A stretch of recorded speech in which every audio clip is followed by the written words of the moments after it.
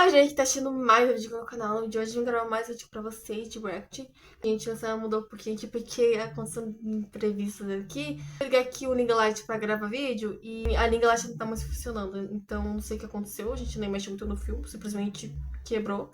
Então eu vou ficar aqui assim com o vídeo assim, que necessário ser mais escuro.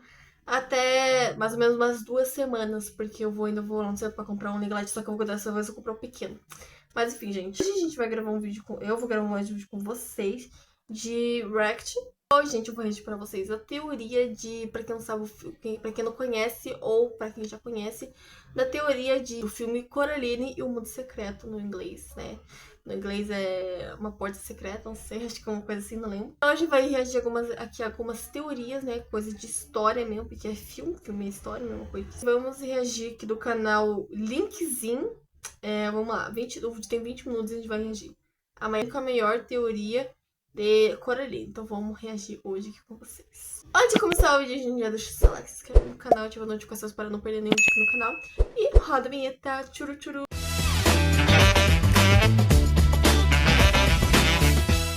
Então vamos lá, gente, vamos reagindo tudo, vamos lá. Coraline. E o vídeo simplesmente virou um dos maiores vídeos do meu canal. Tamanho é o peso desse filme. Muitas pessoas conhecem ele, muitas pessoas tiveram sua infância marcada por esse filme, mas pra você que não sabe o que é, Coraline e o Mundo Estranho foi inicialmente um livro britânico. E ela comprou, calma, deixa eu pegar aqui. Aqui, gente, olha. Eu tenho livro. É igualzinho, ó. Igualzinho. Vai, compara aí. Igualzinho.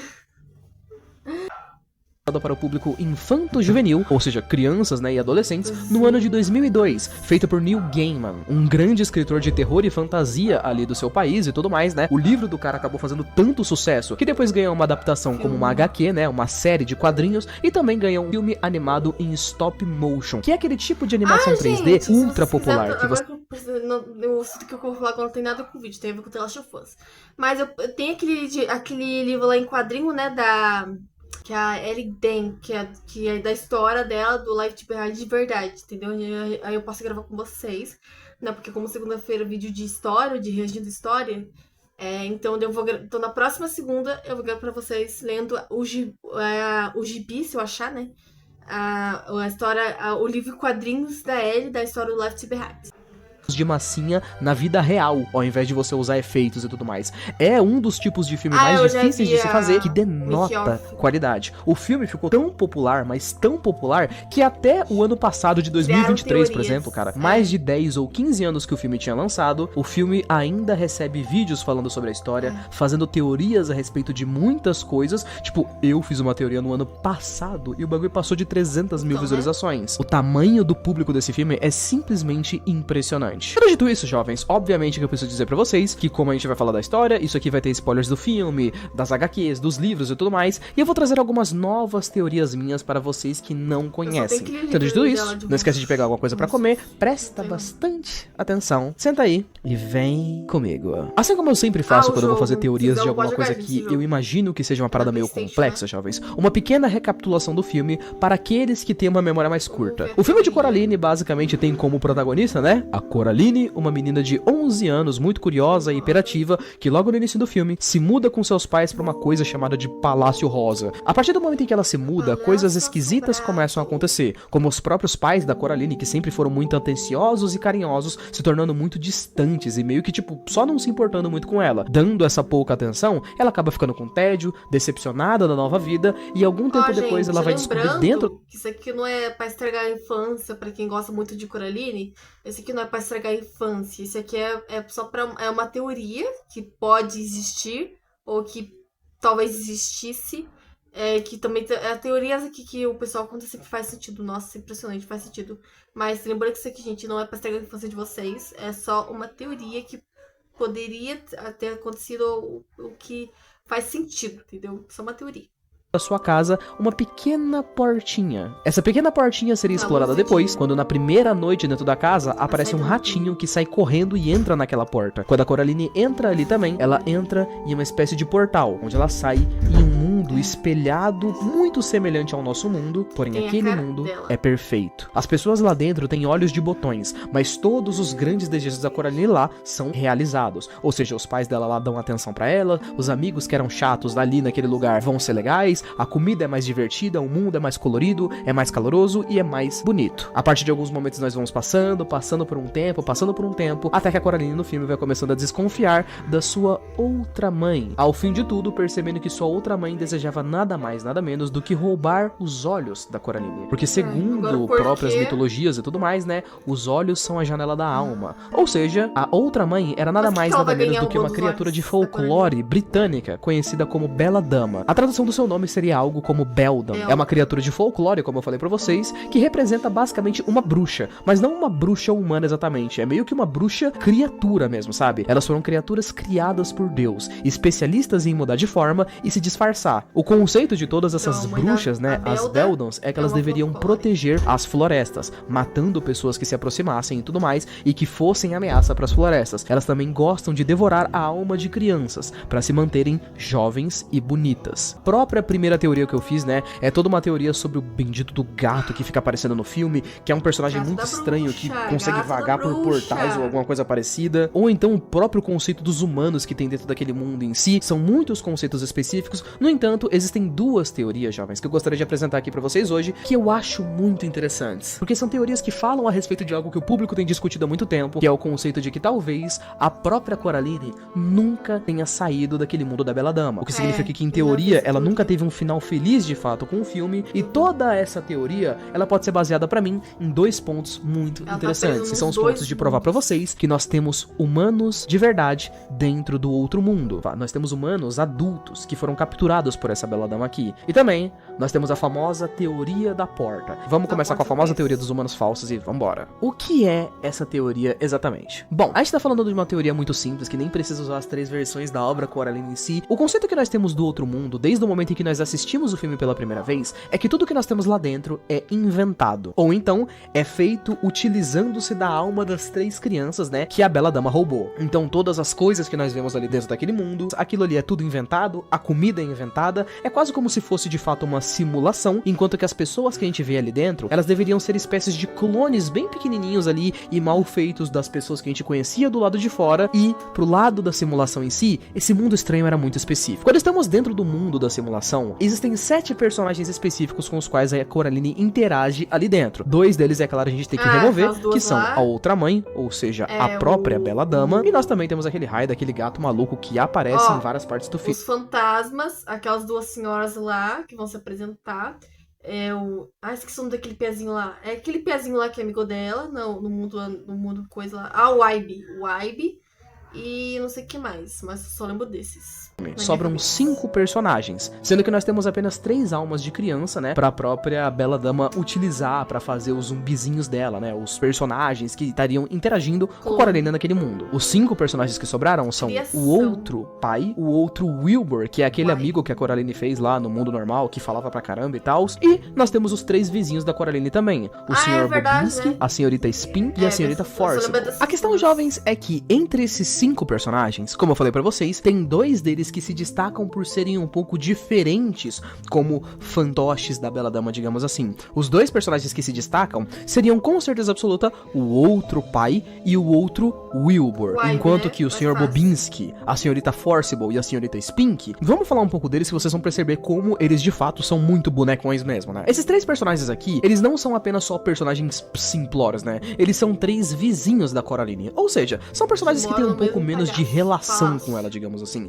Eles são personagens muito mais simplórios, robóticos e parecem ter falas mais programadas. A gente pode pensar muito isso do próprio Sr. Bobinski, por exemplo. A Coraline quase não interage com ele no mundo normal, quanto mais no outro mundo, onde a gente só vê meio que uma pequena interação entre eles dois, quando eles vão assistir uma espécie de show de ratos lá e tudo mais, e o Sr. Bobinski vai só, tipo, soltar 1, 2 frases meio preparadas ali, quase como se ele fosse, né, um NPC de videogame programado. A mesma coisa chega a acontecer com os personagens da Senhorita Forcible e a Senhorita Spink, que quando a gente encontra elas no mundo normal, ok, elas são legais, elas falam com a Coraline, elas inclusive chegam até a ajudar ela em certo ponto do filme, mas quando a gente vê elas de outra forma, no outro mundo, elas têm meio que só uma forminha de tipo bonequinho de doce, uma parada meio bizarra, esquisita. Eles têm tipo umas 5 palavras, se eu não me engano, que eles ficam repetindo em inglês, que é algo como, por favor, pare e devolva isso. Então, se tem uma coisa que a gente pode dizer com certeza, é que realmente eles têm meio que frases pré-programadas. Eles têm um comportamento meio específico. São personagens meio bonecão, meio fantoches e meio falsos. No entanto, cara, até então,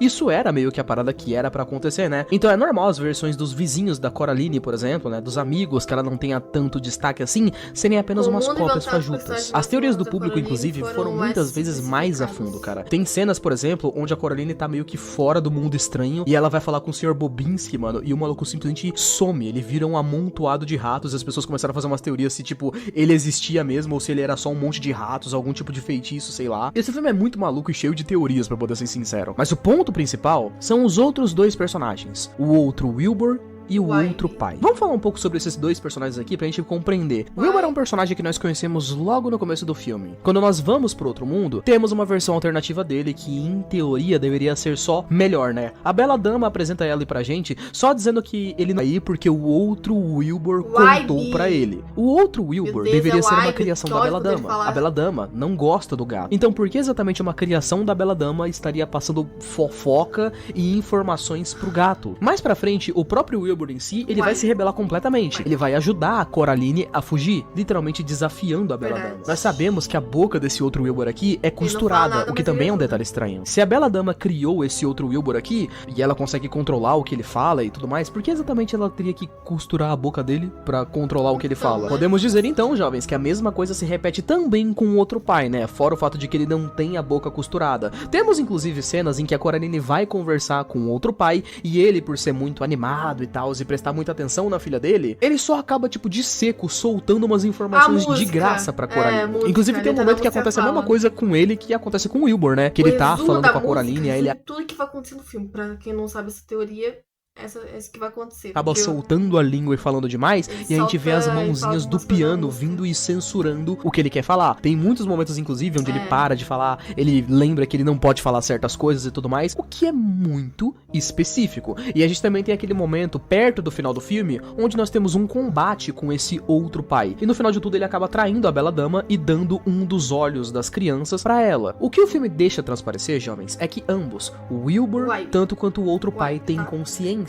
E claro que se a gente for pensar que os primeiros 3 bonecos estariam sendo feitos com as almas das crianças, esses 2 bonecos aqui, muitas pessoas acreditam que eles devem ter sido feitos com almas de adultos. Vou lembrar pra vocês, jovens, que Beldans, elas são criaturas de folclore. E o folclore delas não é inteiro simplesmente baseado em consumir almas de crianças. A ideia de uma Beldan, jovens, né, como é o nome dela originalmente, é que porque elas consomem crianças, as almas de crianças em si, pra continuarem sendo jovens e poderosas. E isso, inclusive, é confirmado no filme, que a nossa Bela Dama atual, ela não é tão poderosa assim, mesmo já tendo consumido 3 crianças. Tem um momento no filme em que o outro pai acaba falando, né, olha, sua outra mãe, ela tá descansando pra se recuperar e logo ela vai ficar bem. Quando ela ficar bem, nós vamos ficar bem também. E aí o outro pai fala literalmente, porque a força dela é a nossa força. Ou seja, 3 almas de crianças que a Bela Dama consumiu não são suficientes pra deixar ela poderosa. Então, obviamente que é por isso que ela não tem controle do outro Wilbur ainda, totalmente, né? E ela também não tem controle do outro pai. O detalhe que eu acho mais interessante, jovens, é que se vocês forem olhar mais sobre o folclore das Beldans, como eu disse, elas foram feitas pra proteger as florestas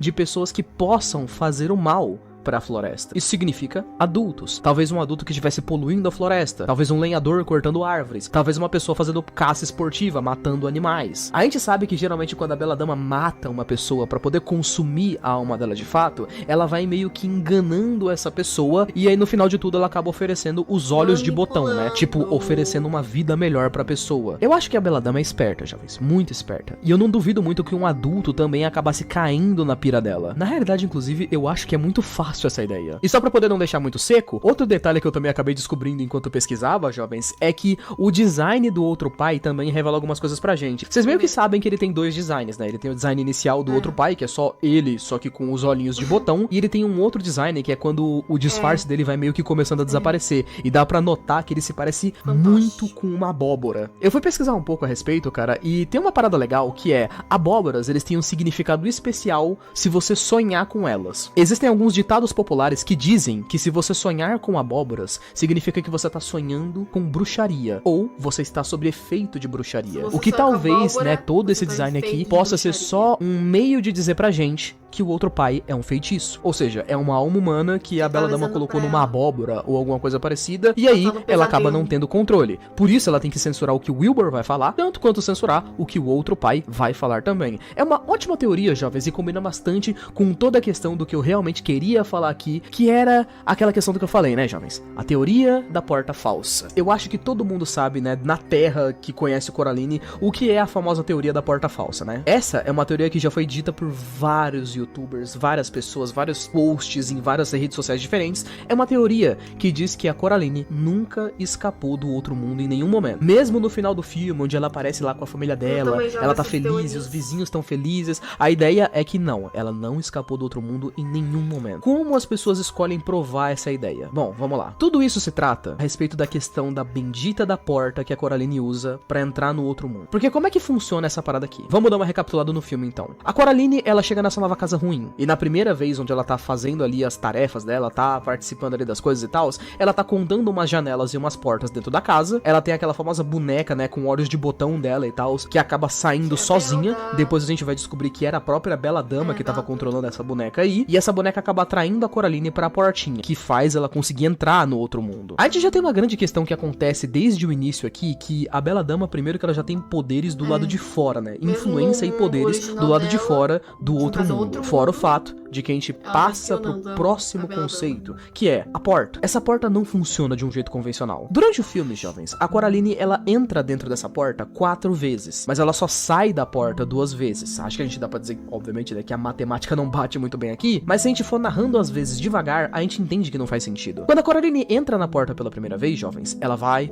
ela entra, ela vê aquele novo mundo perfeito, e aí ela vai dormir depois de um tempo. E aí, do nada, ela dorme e acorda no mundo real, o que é extremamente confuso, porque a gente sabe que mais pra frente, se ela quiser voltar pro mundo real, ela tem que sair pela porta. É como se fosse um portal físico. Então como que ela dormiu e acordou normalmente no mundo real? Nós temos 2 dicas aqui. Ou a Bela Dama encontrou algum jeito de usar os poderes malignos dela pra pegar a Coraline e levar ela de volta ao mundo real e colocar ela bem bonitinha na cama, dormindo certinho, ou a Bela Dama alterou a realidade, para que quando a Coraline dormisse e acordasse, ela pensasse que ela tava no mundo real. E essa segunda tese é que as pessoas mais acreditam, sacaram? Na próxima noite, então, a Coraline vai lá, de novo, passa pelo portal e entra no mundo estranho. Ela passa um tempo lá, vai dormir, acorda e de novo, ela vai estar no mundo real. É na terceira vez apenas, quando ela entra no mundo estranho, que as coisas começam a dar errado. Isso, inclusive, até encaixa com a história do filme em si, cara. Porque, tipo,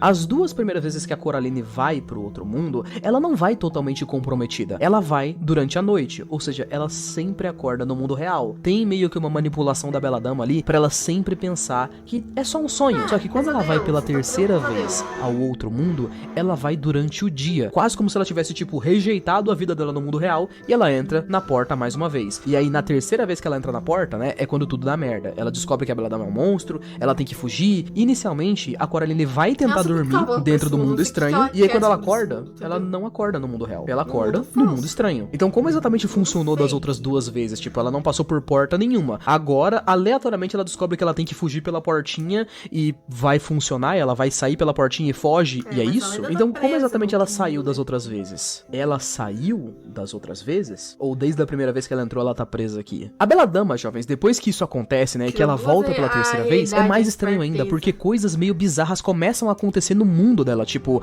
a Bela Dama sequestra os pais da Coraline, e aí ela lança a braba porque ela possui um espelho do mundo real, mostrando mais poderes no mundo real ainda. É uma parada meio paranoica, mas não parece que a Bela Dama tem tantos poderes no mundo real. É estranho ver ela fazendo coisas, influenciando coisas no mundo real. Meio esquisito. Um pouco antes da Coraline voltar para o mundo estranho de novo, ela consegue ir na casa das vizinhas dela e ela consegue um objeto mágico que vai ajudar ela a vencer. Poderia ser simplesmente a Bela Dama controlando a aparência dos personagens ali, inclusive, né, tipo, escondendo os olhos. Eu, pessoalmente, jovens, acredito que toda essa teoria teoria da Bela Dama ter conseguido capturar almas de adultos e de talvez a Coraline nunca ter saído, provavelmente uma das melhores, se não uma das maiores teorias do universo de Coraline. Tem Mas, muita teoria, de qualquer gente. jeito, A isso Coraline é tem muita coisa, só uma muita teoria. Enfim, jovens, o que vocês acharam aqui dessa Eu teoria? achei Da muito segunda bom. teoria? Mas enfim, gente, essas são uma teoria. Se vocês quiserem, eu posso reagir mais. Porque, pra mim, toda teoria que eu vejo de Coraline, gente, toda teoria faz sentido pra mim. Mas enfim.